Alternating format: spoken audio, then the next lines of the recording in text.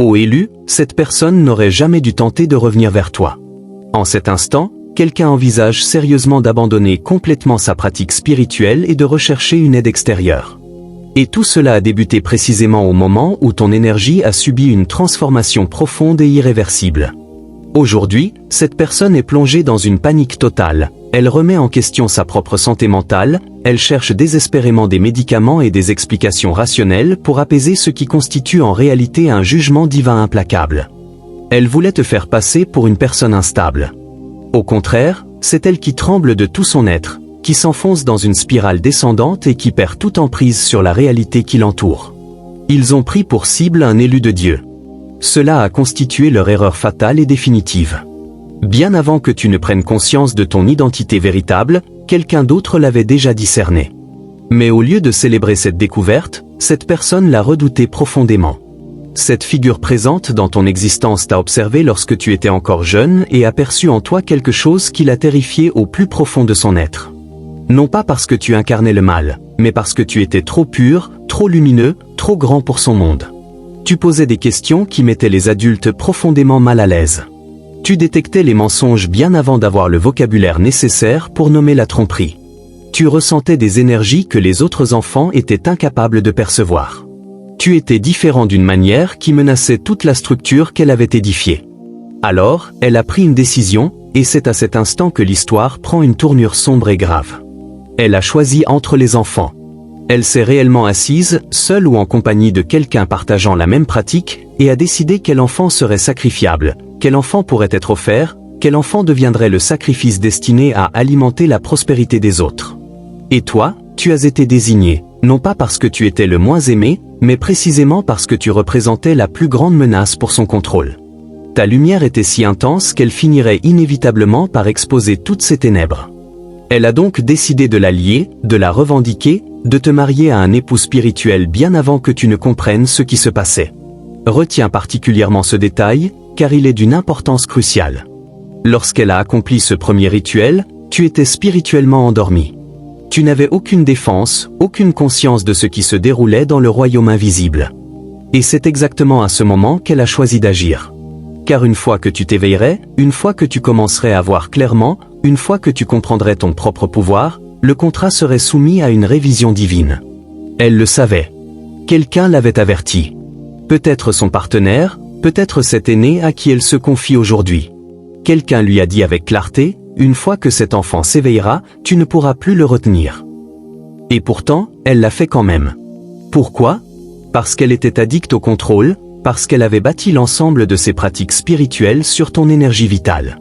Tu représentais sa batterie, sa source de pouvoir principale, la lumière qu'elle pompait pour alimenter son propre art, et elle a trouvé des justifications pour ses actes. Elle t'a qualifié de rebelle. Elle a prétendu qu'il fallait te mater. Elle s'est convaincue que c'était pour ton propre bien. Mais la vérité profonde, c'est qu'elle était jalouse, menacée, terrifiée par ce que tu deviendrais si on te laissait grandir librement dans ta pleine puissance. Elle t'a donc lié à une entité, un époux spirituel, quelque chose qui te suivrait tout au long de ton existence pour s'assurer que tu ne réussisses jamais pleinement, que tu ne te connectes jamais profondément, que tu n'aimes jamais véritablement, que tu ne t'épanouisses jamais complètement. Et cela a fonctionné pendant une longue période. Cela a effectivement fonctionné. Tes relations amoureuses s'effondraient sans raison apparente. L'amour te semblait porter une malédiction. Les personnes qui auraient dû rester à tes côtés partaient inexplicablement. Les opportunités qui auraient dû s'ouvrir restaient obstinément fermées. Tu te sentais bloqué à chaque étape de ton parcours. Des phénomènes paranormaux te poursuivaient. Et pendant tout ce temps, cette figure observait avec une satisfaction profonde. Son rituel était efficace, son art produisait les résultats escomptés. Tu étais contenu, contrôlé, maintenu dans une petite taille, exactement comme elle l'avait prévu. Tu n'as jamais été destiné à être offert. Avant même que tu ne naisses, avant que tu ne prennes ton premier souffle, avant que cette figure ne pose les yeux sur toi, tu étais scellé, caché dans le Très-Haut, marqué, protégé, mis à part pour un dessein qui échappait totalement à sa juridiction. Elle pensait lier ton âme, mais ton âme n'a jamais été sur la table. Elle n'a jamais été disponible pour une quelconque négociation. Chaque contrat qu'elle a signé dans le royaume invisible était nul et non avenu dès l'origine. Voici ce qui est essentiel à comprendre. Pendant longtemps, il semblait que son rituel fonctionnait parfaitement. Tu as lutté intensément, tu as souffert profondément, tu as ressenti le poids constant de cet époux spirituel qui te suivait partout.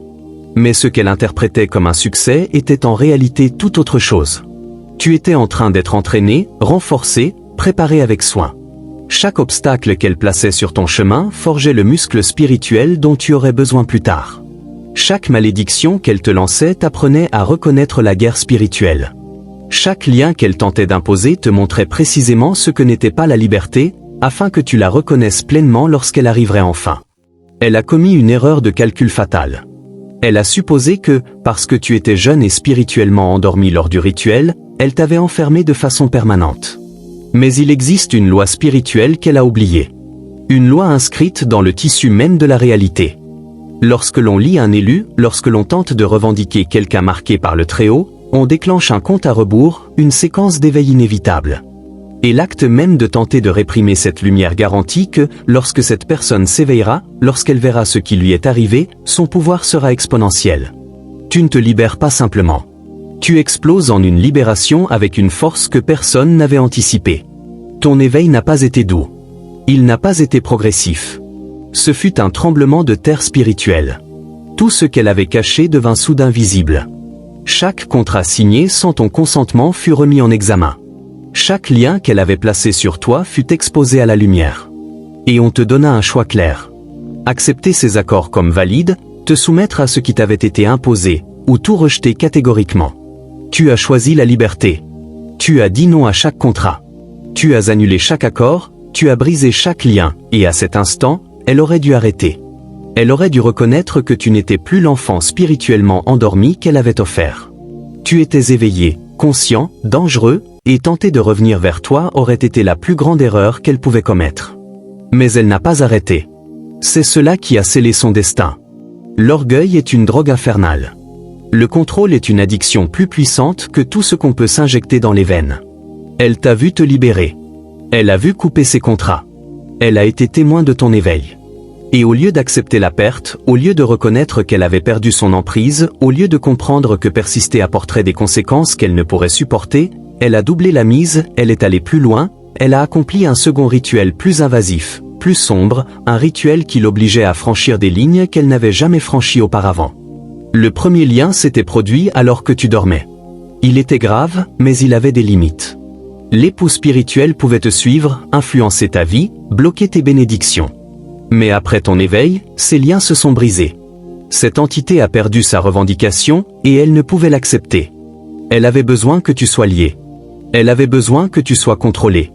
Elle avait besoin d'accéder à ton énergie pour maintenir sa propre stabilité spirituelle. Elle a donc donné à cet époux spirituel la permission de franchir les barrières physiques, de se manifester dans ton espace réel, de te nuire directement, de nuire aux personnes autour de toi. Ce n'était plus seulement une guerre spirituelle, c'était une invasion physique. C'était lui dire aux forces des ténèbres, faites tout ce qu'il faut pour ramener cette personne sous contrôle. Brisez-la, déstabilisez-la, faites-lui douter de sa santé mentale, rendez-la vulnérable à nouveau. Tout ce qu'il faut. Ces paroles remuent la conscience. Partage cette vidéo pour aider davantage d'élus à s'éveiller à cette vérité. Lorsqu'elle a accompli ce second rituel, lorsqu'elle a forcé le franchissement de barrières qui n'auraient jamais dû être brisées, elle ne t'a pas seulement visé toi, elle a impliqué d'autres personnes. Elle a envoyé des gens vers toi, des membres de la famille qui reprenaient soudain contact après un long silence, des connexions potentielles qui semblaient prometteuses mais qui sonnaient légèrement faux, des personnes de ton entourage qui agissaient bizarrement autour de toi. Tout était orchestré, tout était calculé. Tout visait à créer des voies de retour vers toi, à te faire baisser la garde, à te rendre vulnérable au second lien. Entre ton éveil et ce moment de rupture, il y a eu une phase de désespoir intense. Elle a tout essayé, et je dis bien tout. Elle n'a pas accompli un seul second rituel et s'en est tenue là. Non, elle a continué. Elle a insisté, elle a tenté différentes approches, parce qu'elle sentait son emprise glisser inexorablement. Elle sentait son pouvoir s'épuiser. Elle percevait qu'un changement fondamental s'était produit dans le royaume spirituel. Elle a peut-être consulté d'autres praticiens. Elle a cherché des personnes qu'elle pensait plus puissantes qu'elle. Elle a demandé de l'aide pour lier ce qu'elle ne pouvait lier seule. Et ce qui est incroyable, c'est que certains de ces praticiens l'ont probablement averti. Ils ont probablement dit, cette personne est protégée. Cette personne est scellée. Ce n'est pas quelque chose avec quoi il faut jouer. Mais son orgueil ne lui permettait pas d'écouter. Son ego ne lui permettait pas de reculer. Son addiction au contrôle était trop forte. Alors, elle a escaladé. Peut-être a-t-elle accompli des rituels à des moments précis qu'elle pensait plus puissants. Peut-être a-t-elle utilisé des objets liés à toi, photos, vêtements, tout ce qu'elle pouvait obtenir. Peut-être a-t-elle tenté d'accéder à toi à travers tes rêves en envoyant des cauchemars et des perturbations pour affaiblir ton état mental. Peut-être a-t-elle travaillé à travers tes relations en semant la discorde, en déclenchant des disputes, en créant des situations destinées à t'isoler davantage. Tout était intentionnel, tout était calculé. Tout faisait partie d'une campagne soutenue pour te ramener à un état où tu serais la nouveau liable. Tu as ressenti l'intensité de cette période. La manière dont les attaques semblaient venir de toutes parts. La manière dont rien ne semblait stable. La manière dont les personnes en qui tu avais confiance semblaient soudain différentes. La manière dont les opportunités apparaissaient puis se dissolvaient. La manière dont ton esprit se sentait assailli, la manière dont ton corps se sentait épuisé sans raison physique. Tu vivais une guerre spirituelle à grande échelle, et tu n'avais peut-être même pas les mots pour décrire ce qui se passait. Tu savais simplement que quelque chose n'allait pas du tout. Mais quelque chose en toi a reconnu le piège. Une connaissance intérieure a dit non. Un instinct divin t'a protégé. Et chaque tentative qu'elle a faite a échoué. Chaque personne qu'elle a envoyée n'est arrivée à rien. Chaque angle qu'elle a essayé s'est effondré, et à chaque échec, son désespoir grandissait. Sa stabilité spirituelle commençait à se fissurer. Sa confiance en son art commençait à s'effriter. Car si elle ne pouvait pas te lier, si son rituel ne fonctionnait pas sur toi, qu'est-ce que cela disait de tout ce en quoi elle croyait? Qu'est-ce que cela disait de son pouvoir? Nous voici arrivés à l'instant présent, à ce moment que j'ai ouvert en décrivant cette personne assise dans le bureau d'un conseiller, et soudain tout se connecte. Ce qu'elle vit n'est pas simplement l'échec d'un rituel, c'est un karma à 2 couches. Des conséquences qui s'empilent sur des conséquences. La première couche provient du lien originel qu'elle a accompli lorsque tu étais enfant. Cette dette spirituelle a accumulé des intérêts, mais la seconde couche provient du fait qu'elle est revenue vers toi après ton éveil, provient du franchissement de barrières qu'elle n'aurait jamais dû toucher. Et un karma à ce niveau ne joue pas. Il n'avertit pas. Il arrive comme une inondation, comme tout ce qui a été bâti sur un sol volé qui s'effondre d'un seul coup. Sa stabilité spirituelle a disparu. Sa confiance en son art est brisée. Sa capacité à accéder au royaume spirituel comme avant est bloquée. Elle marche désormais dans une obscurité spirituelle littérale. Les lumières se sont éteintes. Elle entend des choses, elle ressent des choses. Elle perçoit des présences qui l'oppressent. Et elle n'a aucune idée de ce qui se passe. Car les forces mêmes qu'elle manipulait la manipulent désormais. Ses relations prennent fin. Pas seulement avec toi, mais avec d'autres enfants, d'autres membres de la famille. Les gens commencent enfin à voir à travers le masque, à reconnaître la manipulation, à prendre leur distance. Des obsèques ont lieu, de multiples obsèques. Des personnes disparaissent autour d'elle. Des problèmes de santé se manifestent dans son propre corps. Des choses se dégradent qui n'auraient pas dû se dégrader. Son monde entier s'effondre dans toutes les directions simultanément. Et le conseiller qu'elle consulte n'a aucun cadre pour comprendre cela. Il prescrit des stratégies d'adaptation pour une guerre spirituelle à laquelle il ne croit même pas. Souviens-toi comment tu étais censé chercher de l'aide auprès de professionnels qui te diraient que tes expériences spirituelles n'étaient pas réelles. Souviens-toi comment tu étais censé être médicamenté, manipulé psychologiquement, convaincu que tout ce que tu vivais n'était que dans ta tête. C'est exactement ce qu'elle fait maintenant. Elle cherche une aide psychiatrique. Elle recherche des thérapeutes qui lui diront que rien de tout cela n'était réel, que son art n'était qu'illusion, que les conséquences spirituelles n'existent pas, que si elle prend le bon médicament, peut-être la hantise s'arrêtera. Elle tente de renoncer totalement à la spiritualité. Elle essaie de se convaincre que le temps passé à pratiquer n'avait aucun sens, que les rituels qu'elle a accomplis n'étaient pas réels, que les entités qu'elle a invoquées n'existent pas réellement. Parce que si rien n'était réel, alors les conséquences ne le sont pas non plus, n'est-ce pas? Faux. On ne peut pas instrumentaliser l'invisible et ensuite prétendre qu'il n'existe pas quand il se retourne contre soi. On ne peut pas marchander avec des forces au-delà de la compréhension humaine et ensuite faire semblant de n'avoir fait que prier quand la facture arrive. Elle se réveille en se sentant observée, en percevant des présences qu'elle ne voit pas mais cet être-là. Les mêmes présences qu'elle appelait autrefois, les mêmes forces qu'elle dirigeait. Mais désormais, ces forces ne sont plus sous son contrôle. Ces entités opèrent selon leur propre agenda. Et cet agenda semble consister à transformer sa vie en cauchemar vivant. Elle ne peut dormir sans perturbation. Elle ne peut se détendre sans ressentir une pression spirituelle. Elle ne peut même accomplir des rituels de base sans se sentir menacée par ce qui pourrait apparaître. Sa maison ne semble plus sûre. Les espaces qui étaient autrefois puissants semblent désormais hantés. Les objets qu'elle utilisait dans sa pratique déclenchent désormais de la peur au lieu de la confiance. Elle a peut-être essayé de se débarrasser de ces objets, les jeter, les brûler, les donner. Mais la hantise ne s'arrête pas parce que le problème n'est pas les objets physiques. Le problème réside dans les accords spirituels qu'elle a passés, les contrats qu'elle a signés quand elle pensait pouvoir contrôler les conséquences. Ces accords sont toujours actifs, et les autres parties à ces accords réclament ce qui leur est dû. Elle ne peut en parler à la plupart des gens. Elle ne peut expliquer à ses amis ou à sa famille pourquoi elle s'effondre. Elle ne peut admettre que les pratiques spirituelles qu'elle cachait ou minimisait publiquement la détruisent désormais en privé. Alors elle s'isole, elle se retire, elle crée de la distance avec quiconque pourrait voir trop clairement ce qui se passe. Et cet isolement aggrave tout, car elle se retrouve seule avec des forces qu'elle ne contrôle pas, seule avec des conséquences qu'elle ne peut fuir, seule avec une terreur qu'elle ne peut rationaliser. Son art ne rate pas seulement sur toi, il rate sur tout. Quand on utilise des pratiques spirituelles pour nuire à un élu, quand on instrumentalise l'invisible contre quelqu'un sous protection divine, cela ne crée pas seulement des conséquences pour cette situation précise. Cela corrompt toute la connexion spirituelle. C'est comme un virus qui se propage à tout ce qu'on fait. Les rituels qui fonctionnaient autrefois ne fonctionnent plus. L'intuition en laquelle elle avait confiance lui donne désormais de fausses informations. La guidance spirituelle qu'elle recevait est soit silencieuse, soit activement trompeuse. La protection qu'elle pensait avoir a disparu. Elle opère désormais dans le royaume spirituel comme quelqu'un qui tâtonne dans l'obscurité totale. Elle ne voit pas, elle n'entend pas, elle ne perçoit pas. Tout ce qui la faisait se sentir puissante lui a été retiré, et cela empire. Les esprits ou entités avec lesquels elle travaillait, ses relations sont rompues. Soit ses forces l'ont abandonnée, soit elles se sont retournées contre elle. Car voici ce qui arrive quand on utilise le pouvoir spirituel de manière irresponsable, les forces même qu'on pensait contrôler commencent à nous contrôler. Les entités qu'on pensait nous servir commencent à exiger un paiement qu'on ne peut pas honorer. Les pratiques qu'on pensait nous renforcer commencent à nous vider. C'est une inversion complète, un effondrement total de tout ce sur quoi elle a bâti son identité.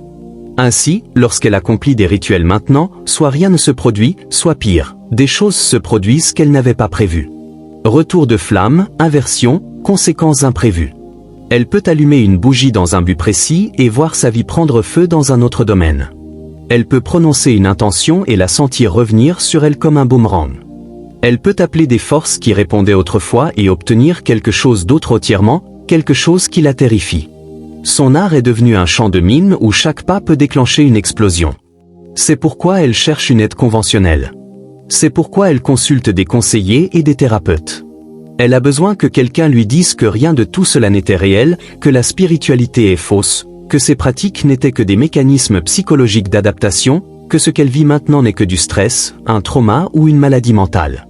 Elle veut désespérément croire que si elle renonce totalement au royaume spirituel, si elle s'engage dans une vision purement matérialiste du monde, peut-être la hantise s'arrêtera.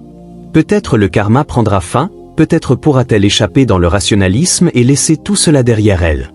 Mais on ne peut pas effacer ce qui a été fait. On ne peut pas ouvrir des portes dans le royaume spirituel et ensuite prétendre qu'elles n'ont jamais existé. On ne peut pas conclure des accords avec des forces au-delà de la compréhension humaine et ensuite déclarer faillite. Le royaume spirituel ne fonctionne pas ainsi. Une fois qu'on s'engage à ce niveau, une fois qu'on pratique à cette profondeur, une fois qu'on instrumentalise ses pouvoirs, on est responsable. Point final. Et aucun thérapeute, aucun psychiatre, aucune aide conventionnelle ne peut absoudre une dette spirituelle qui doit être réglée dans le royaume où elle a été contractée. Maintenant, parlons de toi, non de la version victime qu'elle a tenté de créer. Le vrai toi, celui qu'elle a craint dès le début. Tu es un perturbateur de fréquence, une source d'initiation. Tu portes quelque chose qui défie automatiquement les ténèbres, simplement par ton existence. Tu n'as rien de spécial à faire. Ta présence seule déplace l'énergie. Ta vérité seule expose les mensonges. Ta lumière seule révèle les ombres. Et ce n'est pas quelque chose que tu acquiers, c'est quelque chose que tu es. C'est codé dans ton ADN spirituel. C'est pourquoi le royaume des ténèbres est venu te chercher tôt. Il le fallait. Car une fois qu'un élu s'éveille pleinement, une fois qu'il entre dans son pouvoir, une fois qu'il comprend qui il est, il devient intouchable, incontrôlable, imparable. La stratégie est donc toujours de le lier jeune, de le revendiquer avant qu'il sache qu'on ne peut pas le revendiquer, de le convaincre qu'il est impuissant avant qu'il réalise qu'il est puissant. C'est la seule stratégie qui fonctionne, et même alors elle ne fonctionne que temporairement. Tu étais toujours destiné à te libérer. C'était écrit, scellé, garanti. La lutte ne portait pas sur si tu t'échapperais, mais sur qui tu deviendrais dans le processus. Chaque malédiction qu'elle t'a lancée t'a entraîné à reconnaître la guerre spirituelle. Chaque lien qu'elle a placé t'a appris ce qu'était la liberté en te montrant ce qu'elle n'était pas. Chaque attaque qu'elle a lancée a construit un muscle spirituel dont tu ignorais même le besoin. Elle t'a préparé sans le savoir. Elle t'a entraîné, forgé en exactement le genre d'élu qu'elle aurait dû craindre dès le départ. Tu n'as pas besoin de vengeance. Tu n'as pas besoin de la confronter. Tu n'as pas besoin de l'exposer publiquement ni de lui souhaiter du mal. Tout ce dont tu as besoin, c'est d'exister dans ta liberté. C'est tout. Ta libération est leur destruction, ton épanouissement est leur tourment, ta paix est leur chaos. Car ton existence prouve que tout ce qu'elle croyait concernant le pouvoir était un mensonge. Tu es la preuve vivante que son art a des limites, que les élus ne peuvent être liés de façon permanente, que la protection divine est réelle, et elle doit vivre avec cette connaissance qui la ronge de l'intérieur. Tu n'es pas un survivant, tu es un conquérant. Tu ne te remets pas, tu ascensionnes. Tu ne guéris pas de ce qu'elle t'a fait, tu t'expansais dans ce qu'elle a tenté d'empêcher. Et chaque jour où tu te réveilles libre est un jour où elle se réveille dans les conséquences. Chaque instant où tu choisis la paix est un instant où elle vit le chaos. Chaque fois que tu accèdes à tes dons sans son interférence est la preuve qu'elle n'a jamais eu le pouvoir qu'elle pensait avoir. Ta liberté est la déclaration la plus puissante que tu puisses faire, et elle la détruit sans que tu aies à lever le petit doigt. Cela nous amène à ce que signifie cet instant pour toi. Tu n'étais pas fou. Chaque instinct qui te disait que quelque chose travaillait contre toi était correct. Chaque sentiment que tes luttes n'étaient pas normales était exact. Chaque perception qu'il y avait une composante spirituelle était juste. Tu n'étais pas paranoïaque. Tu n'imaginais rien. Tu percevais une réalité que les autres ne pouvaient voir. Et maintenant, cette réalité est confirmée de la manière la plus indéniable. Son effondrement est la preuve, sa recherche d'aide est ta validation. Car si rien ne se passait, si tu inventais tout, si la guerre spirituelle n'était pas réelle, alors pourquoi s'effondre-t-elle? Pourquoi vit-elle des conséquences qu'aucune thérapie conventionnelle ne peut expliquer? Sa crise confirme ta vérité. Son collapse valide ta perception. Sa terreur prouve que tu avais raison depuis le début. Tu as passé longtemps à douter de toi, à te demander si tu voyais des choses qui n'existaient pas, à te questionner si tes luttes étaient vraiment causées par une interférence spirituelle ou si tu échouais simplement dans la vie.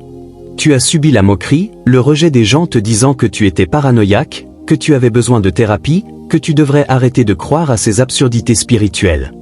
Mais au plus profond de toi, tu savais qu'autre chose était à l'œuvre. Et maintenant, l'univers le confirme, non par des mots, non parce que quelqu'un te croit enfin, mais par l'effondrement de la personne qui l'a fait, par des conséquences karmiques qui ne peuvent être niées, par les mathématiques spirituelles qui exigent l'équilibre. Tu n'as plus besoin de la validation de quiconque. La réalité elle-même te valide. L'univers lui-même te confirme. La justice divine elle-même prouve que tu avais raison.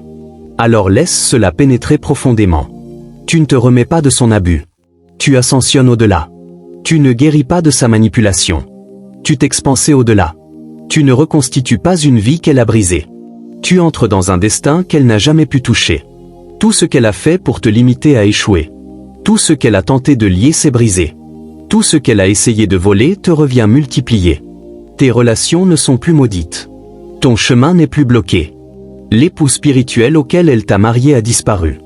Les entités auxquelles elle a donné accès ont été expulsées. Les contrats qu'elle a signés sont annulés.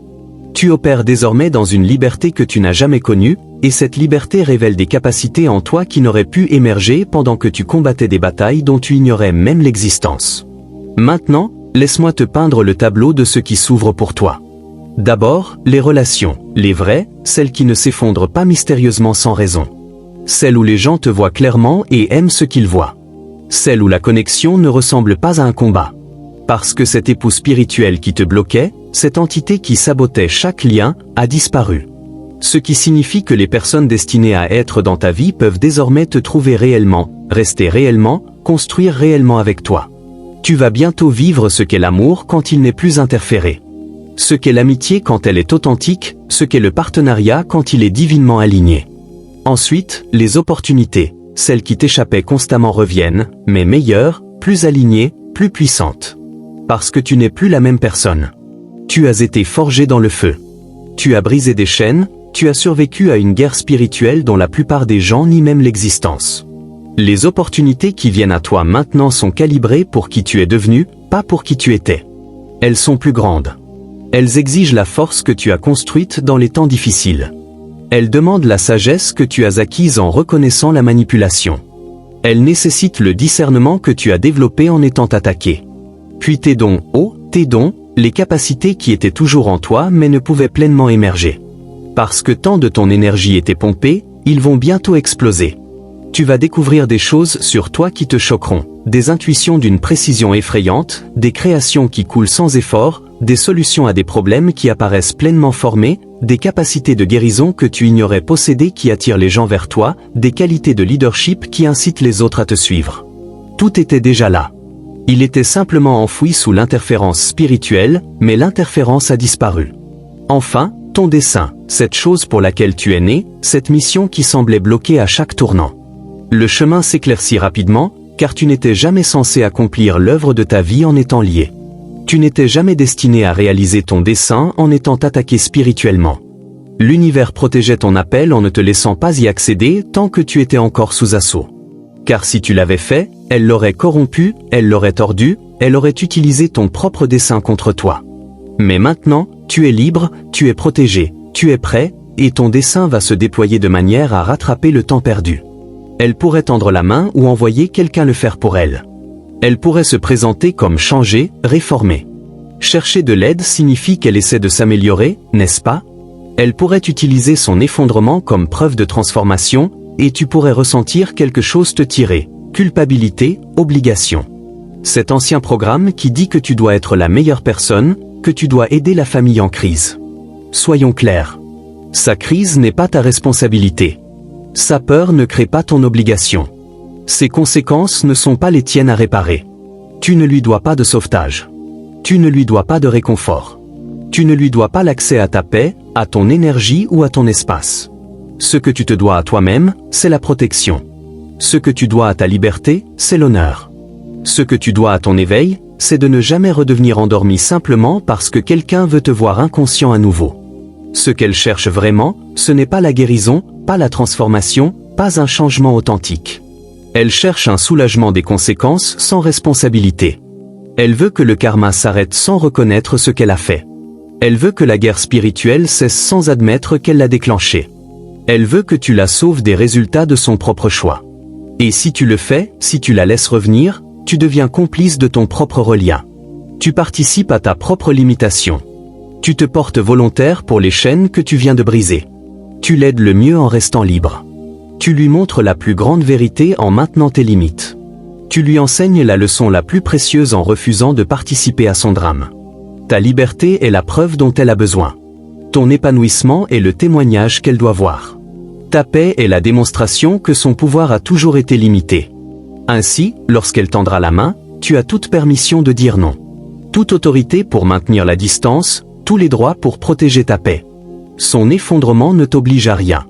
Sa recherche d'aide n'exige pas ta participation. L'univers s'en occupe. La justice divine gère cela. Ton seul travail, reste libre. Reste en ascension. Reste en train de devenir tout ce qu'elle a tenté de t'empêcher d'être. Elle n'admettra pas publiquement que son art a échoué, mais il y a des signes, des patterns que tu remarqueras si tu fais attention. Et ces signes comptent, car ils confirment que ce dont tu t'es libéré est vraiment brisé, que la structure de pouvoir qui te retenait est vraiment démantelée. Premier signe, elle s'éloignera de tout ce qui est ouvertement spirituel. Si elle affichait autrefois certains objets, elle les rangera. Si elle participait à certaines communautés, elle les quittera discrètement. Si elle parlait autrefois avec assurance de sa pratique, elle deviendra soudain silencieuse. Ce n'est pas de la croissance, c'est de la peur. Elle tente de couper les liens avec le royaume spirituel parce que s'y engager apporte désormais de la douleur au lieu du pouvoir. Elle essaie de se cacher de forces qu'elle ne contrôle pas, de fuir des conséquences qu'elle ne peut échapper. Deuxième signe, elle embrassera l'hyperrationalisme. Soudain, tout a une explication scientifique. Tout peut s'expliquer par la psychologie, la biologie ou la sociologie. Elle moquera la pensée spirituelle. Elle rejettera tout ce qui est métaphysique. Elle s'alignera bruyamment sur des visions matérialistes du monde, et elle le fera avec la ferveur de quelqu'un qui tente de s'en convaincre lui-même. Parce que si elle peut croire que la spiritualité est fausse, peut-être ses conséquences spirituelles le sont elles aussi. Si elle peut tout réduire à la chimie cérébrale, peut-être le karma n'est-il qu'une superstition culturelle. C'est le déni habillé en intellectualisme. Troisième signe, elle projettera sa terreur sur les autres. Elle mettra en garde contre les pratiques spirituelles. Elle qualifiera les praticiens de dangereux ou délirants. Elle parlera de la spiritualité avec dégoût ou peur. Et bien que cela puisse ressembler à de la sagesse ou à de l'inquiétude, c'est en réalité elle qui traite son propre trauma. Elle s'est engagée avec des forces spirituelles, a été détruite, et maintenant elle a terriblement peur que quiconque fasse de même. Mais elle ne peut admettre ce qui s'est vraiment passé. Alors elle l'externalise.